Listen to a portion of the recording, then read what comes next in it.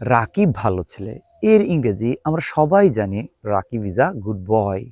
কিন্তু যদি বলা যায় রাকিবরা ভালো ছেলে, এর ইংরেজি কি হবে? তখনই আমাদের একটু সমস্যা হয়ে যায়। তো রাকিবরা অর্থ কি? তার বন্ধুরা, তাদের সঙ্গীরা। তাহলে আমরা কি বলতে পারি?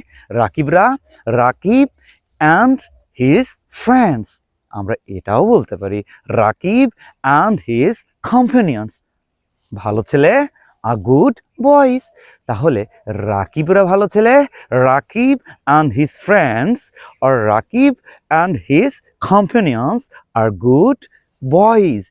এটাকে আমরা আরেকটি স্ট্যান্ডার্ড ভাবে বলতে পারি, রাকিব অ্যান্ড হিজ ফ্রেন্ডস আর কম্পানিয়ন্স আর ওয়েল ম্যানার্ড।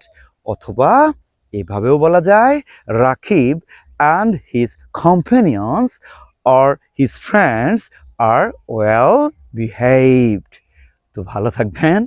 আসসালামু আলাইকুম।